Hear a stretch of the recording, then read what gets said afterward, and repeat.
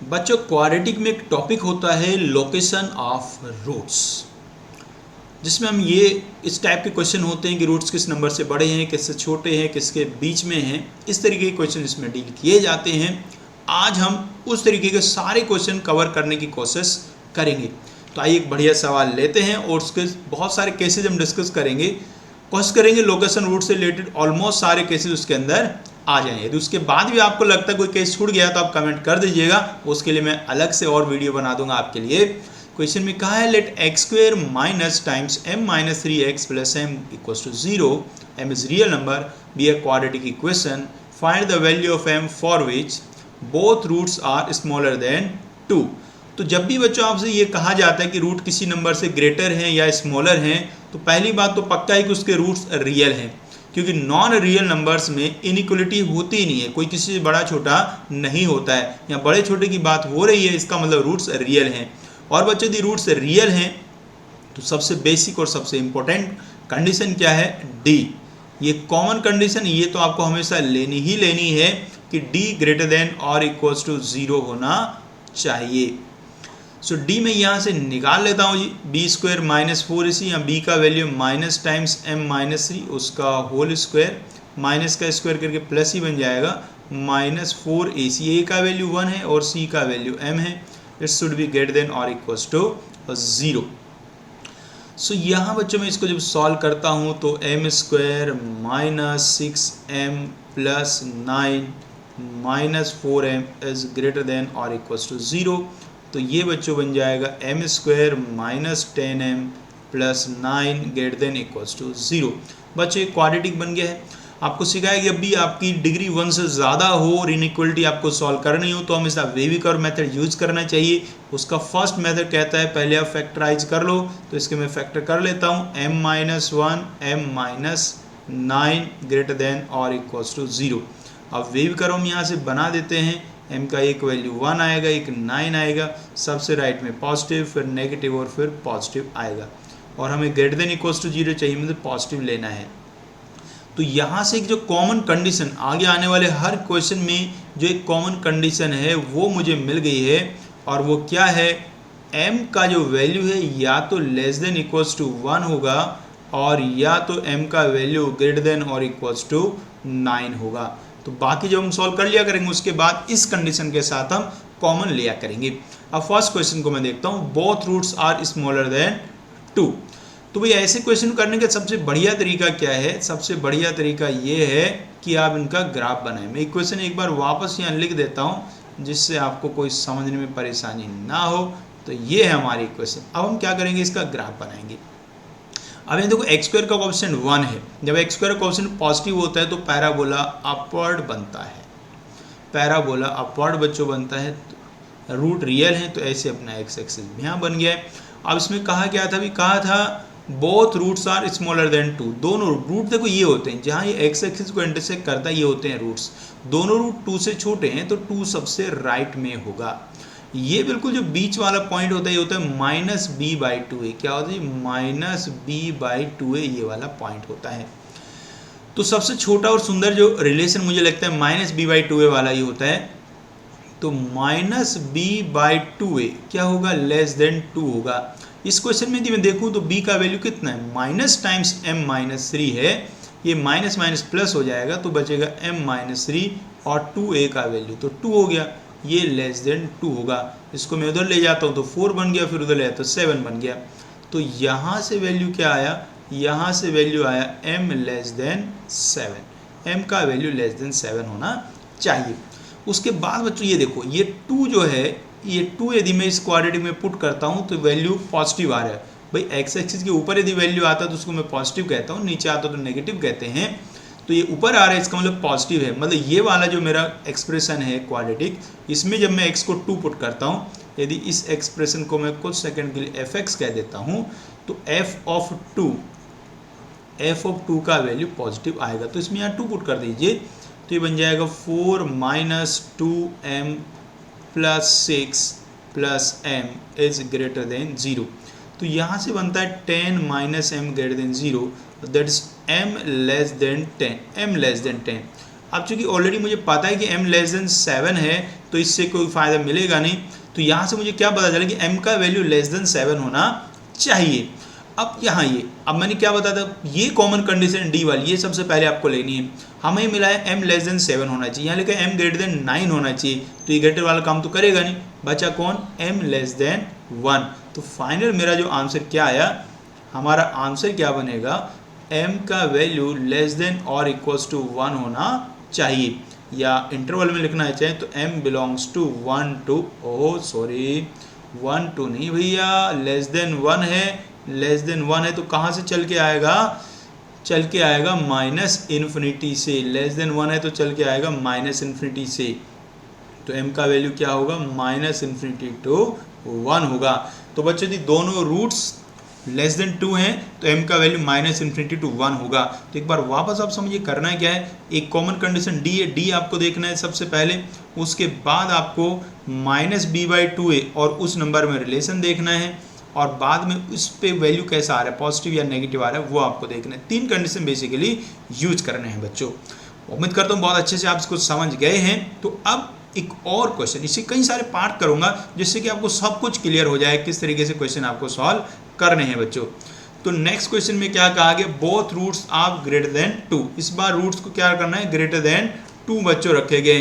तो क्या करना है मेरे को, सबसे पहले बनाना है इसका ग्राफ। तो ग्राफ बना लीजिए कभी, ये बना दिया ग्राफ, ये बन गया है बच्चों ग्राफ। ये ग्राफ भाई बन गया है, ये यहाँ गया हमारा x एक्सिस और ये यहाँ होगा 2। इस बार रूट्स ग्रेटर देन, इस बार जो मेरे रूट्स हैं वो ग्रेटर देन 2 हैं, तो यहाँ आएगा, यहाँ रहेंगे रूट्स अल्फा और बीटा। आप देखो क्या करना है, यहाँ बीच में होता है minus b by 2, minus b by 2 का वैल्यू मैंने निकाल लिया था, m माइनस 3/2 आया था। अब लास्ट क्वेश्चन से अब हेल्प हम कर सकते हैं, यहाँ m माइनस 3/2 जो था वो हमने लेस देन 2 लिया था, लेकिन इस वाले क्वेश्चन में क्या होगा, m माइनस 3 ग्रेटर देन 2 होगा। तो यहाँ से m का वैल्यू क्या आ जाएगा, यहाँ से m का वैल्यू देखो पिछले वाले में लेस देन 7 आया था, तो इसमें क्या आ जाएगा, ग्रेटर देन 7 आ जाएगा। अब मैंने कुछ कुछ कैलकुलेशन कर ली है तो वहीं से देख देख के लिखता रहूँगा। वहाँ क्या आया था, लेस देन 7 आया था, यहाँ क्या आया, ग्रेटर देन 7 आया। दूसरी जो मुझे बात देखनी है, 2 पे वैल्यू क्या आएगा, 2 पे वैल्यू फिर से पॉजिटिव आएगा, 2 पे वैल्यू अगेन पॉजिटिव ही आ रहा है, 2 पे वैल्यू अगेन पॉजिटिव ही आ रहा है। तो मैंने क्या निकाला था यहाँ से, 2 पे वैल्यू जब पॉजिटिव लेता हूँ तो m लेस देन 10 आता है, तो यहाँ से क्या आएगा, m लेस देन 10 आएगा। तो क्या है, m लेस देन 10, यहाँ से क्या है, m ग्रेटर देन 7। तो यहाँ से आपको देख के लग रहा है कि इसका वैल्यू क्या होना चाहिए, 7 से लेके 10 तक होना चाहिए। लेकिन एक सबसे इंपॉर्टेंट बात अभी कहाँ छुपी बैठी है, डी वाली। डी क्या था, m का वैल्यू लेस देन 1 और ग्रेटर देन 9 होना चाहिए। भाई लेस देन 1 तो हो नहीं सकता, कोई ग्रेटर देन 7 लेना है, तो अब बचेगा क्या, ग्रेटर देन 9 होना चाहिए। तो इसका मतलब 9 से ग्रेटर होगा और 10 से स्मॉलर होगा। भाई यहाँ क्या कह रहा है, 7 से ग्रेटर होना चाहिए, लेकिन पहले से डी क्या है, डी के लिए कंडीशन क्या है, 9 से ग्रेटर होना चाहिए। तो 7 से तो चालू नहीं कर सकता ना, तो कहाँ से चालू करूँगा, 9 से चालू करूँगा। तो m का वैल्यू क्या आएगा, 9 से लेके 10 तक बच्चों आएगा। तो बोथ रूट ग्रेटर देन 2 के लिए m का वैल्यू 9 से लेके 10 तक होना चाहिए बच्चों। डी वाला कंडीशन आप याद कर लीजिए, बार बार जरूरत पड़ेगी। क्या निकाला था हमने, लेस देन 1 या ग्रेटर देन 9। आइए नेक्स्ट क्वेश्चन कहते हैं, one root is smaller than 2 and other is greater than 2। फिर से ग्राफ बने, बिल्कुल सिंपल, आप ग्राफ बनाइए, भी बहुत इजीली हो जाने वाला है। एक रूट 2 से ग्रेटर है और एक 2 से स्मॉलर है, इसका मतलब 2 कहाँ है, 2 रूट्स के बीच में है। तो अब 2 पे वैल्यू कैसा आएगा, अब f2 का वैल्यू कैसा आएगा, f2 का वैल्यू नेगेटिव आएगा। बच्चों जब हमने f2 को पॉजिटिव लिया था तो m लेस देन 10 आया था। अब ये जब इसको मैं लेस देन 0 लूँगा तो यहाँ m ग्रेटर देन 10 आएगा। तो यहाँ से m का वैल्यू क्या आ जाएगा, ग्रेटर देन 10 आ जाएगा। तो m का वैल्यू आ गया ग्रेटर देन 10। दूसरा देखो, इसमें जो माइनस बी बाई 2 वाला कंडीशन है वो कंडीशन नहीं बन पाएगा। क्यों नहीं बन पाएगा, क्योंकि ये जो 2 है वो दोनों रूट्स के बीच में लाई करता है। बीच में तो कहीं भी हो सकता है, माइनस बी बाई 2 से बड़ा भी हो सकता है और छोटा भी हो सकता है। तो यहाँ से m का वैल्यू 10 से ग्रेटर होना चाहिए। डी वाला कंडीशन याद करो, डी वाला कंडीशन में फिर से यहाँ बना के दिखा देता हूँ। डी का कंडीशन मैंने क्या निकाला हुआ है, 9 से ग्रेटर या 1 से स्मॉलर। भाई 10 से ग्रेटर है तो 1 से स्मॉलर तो हो ही नहीं सकता। अब 9 से ग्रेटर में और 10 से ग्रेटर में यदि मैं कॉमन देखता हूँ तो कॉमन क्या मिलता है, ग्रेटर देन 10। भाई 10 से बड़ा है तो 9 से बड़ा तो हो ही जाएगा ना। तो m का वैल्यू आ गया 10 से इन्फिनिटी। नेक्स्ट तो क्या, exactly one root lies in the interval 1 से 2, 1 से 2 के बीच में सिर्फ एक रूट होना चाहिए। तो यहाँ बनाता हूँ मैं, देखो इसका बच्चों ग्राफ, ये बनाया मैंने इसका ग्राफ। तो 1 और 2 के बीच में एक रूट होना चाहिए। दो कंडीशन बन सकते हैं, ये हो सकता है कि 1 यहाँ हो और 2 यहाँ हो, तो 1 और 2 के बीच में एक रूट आ जाएगा। दूसरा क्या हो सकता है कि 1 यहाँ हो और 2 यहाँ हो, दोनों पॉसिबिलिटी बन सकती हैं। तो उसके लिए बस मुझे क्या निकालना होगा, 1 और 2 पे इसके वैल्यू देखने होंगे। तो सबसे पहले मैं यहाँ एक बार इक्वेशन लिख लेता हूँ। क्या था, एक्स स्क्वायर, एक्स क्यूब नहीं था बेटा, एक्स क्यूब नहीं, क्या था स्क्वायर, एक्स स्क्वायर था, x square minus m minus 3x plus m, ये था, ये हमारा क्वाड्रेटिक एक्सप्रेशन। इसका नाम रख देते हैं एफ एक्स। तो पहले इसमें 1 पुट कर लेता हूँ, F1 1 माइनस 3 प्लस 1 minus m plus 3 plus m, ये वैल्यू 4 आ गया। ये तो बहुत ही अच्छा हुआ, मुझे पता चलेगा कि 1 पे वैल्यू 4 ही आ रहा है। इसका मतलब 1 को यहाँ होना पड़ेगा, क्योंकि 1 पे वैल्यू पॉजिटिव आ रहा है, तो 2 को यहाँ होना पड़ेगा। अब 2 यहाँ हो रहा है, तो इसका मतलब F2 का वैल्यू कैसा होना चाहिए, F2 का वैल्यू नेगेटिव होना चाहिए। अब मैं से मुझे याद है मैंने F2 नेगेटिव तो निकाला था, हाँ ये रहा। F2 जब नेगेटिव होता है तो m का वैल्यू ग्रेटर देन 10 आता है। तो यहाँ से m का वैल्यू ग्रेटर देन 10 आ गया है। फिर d वाला वही कंडीशन, ये तो सेम लास्ट क्वेश्चन की जैसी बन गया। तो d वाले के साथ मैं इसका कॉमन लूंगा। d में क्या लिखा था, लेस देन 1 या ग्रेटर देन 9, और यहाँ आ गया ग्रेटर देन 10, तो ये वैल्यू आ गया 10 से इन्फिनिटी। तो एग्जैक्टली 1 रूट के लिए 10 से इन्फिनिटी आया, और इधर 1 root less than 2, 1 root greater than 2, हाँ उसके लिए भी सेम ही आया था। आइए आगे बढ़ते हैं। Both root lie in the interval 1 से 2, दोनों रूट 1 से 2 के बीच में लाई करते हैं। तो यहाँ भी ग्राफ बनाना है, बस वही ग्राफ बनी, वहाँ से कंडीशन सब अपने आप पता चल जाएंगी। यहाँ 1 है और यहाँ 2 है, दोनों रूट 1 और 2 के बीच में लाई करते हैं। अभी 1 पे मुझे पता है 1 पे वैल्यू 4 आया था, ये तो 1 पे तो पॉजिटिव आना ही है। बस यहाँ कंडीशन क्या बनेगा, 2 पे वैल्यू पॉजिटिव आना चाहिए। तो F2 कैसा होना चाहिए, पॉजिटिव होना चाहिए। भाई F2 पॉजिटिव मैंने निकाला तो था यार, कहाँ निकाला था, अच्छा यहाँ F2 नेगेटिव में m ग्रेटर देन 10 आया था, तो इसमें लेस देन 10 आ जाएगा। तो यहाँ से आ गया m का वैल्यू लेस देन 10 बच्चों, ये आ गया लेस देन 10। और ये बीच वाला पॉइंट क्या था, माइनस b/2a, मतलब कि m माइनस 3/2, m माइनस 3/2 क्या होना चाहिए, ये होना चाहिए ग्रेटर देन 1 और लेस देन 2। तो यहाँ से m माइनस 3 का वैल्यू आएगा 2 से 4, सो m का वैल्यू आएगा 5 से 7। तो यहाँ से m का वैल्यू आया 5 से 7 के बीच में, और यहाँ क्या आया था, m का वैल्यू लेस देन 10 होना चाहिए। ये दो वैल्यू यहाँ से भी मिले। इसके अलावा मेरा d का कंडीशन क्या है, d का कंडीशन मत भूला करो। d में कहा था 1 से छोटा या 9 से बड़ा होना चाहिए। अब वो क्या कह रहे हैं, 9 से बड़ा होना चाहिए या 1 से छोटा होना चाहिए। इस बार तो भाई बना के देखना ही पड़ेगा आपको। ये 1 था, ये 9 था, 9 से बड़ा या 1 से छोटा होना चाहिए। अब ये कह रहे थे देखो 5 से 7 के बीच में होना चाहिए, 5 से 7 के बीच में होना चाहिए, लेकिन ये मेरा डी वाला कंडीशन कह रहा है कि 1 और 9 के बीच में नहीं होना चाहिए। तो ये तो कॉन्ट्राडिक्ट कर रही है बिल्कुल जी। इसका मतलब इनसे कुछ भी कॉमन नहीं आएगा। इसका मतलब क्या होता है, इसका मतलब ये है कि भाई ऐसा कोई भी वैल्यू नहीं है m का जिसके लिए दोनों रूट 1 और 2 के बीच में लाई कर जाएं। तो यहाँ तो आंसर क्या आने वाला है, इसमें आएगा 5, एम्प्टी सेट। m का ऐसा कोई भी वैल्यू पॉसिबल नहीं है जिससे दोनों रूट 1 और 2 के बीच में लाई कर जाएं। मतलब ऐसे सिर्फ ऐसा पॉसिबल है कि एक रूट 1 और 2 के बीच में सिर्फ एक ही रूट लाई कर सकता है, दोनों रूट लाई नहीं कर सकते भाई कभी भी। आओ नेक्स्ट क्वेश्चन देखते हैं। इसमें क्या, 1 root is greater than 2 and other root is smaller than 1। Graph बनाना है, ग्राफ बनाते जाओ भाई।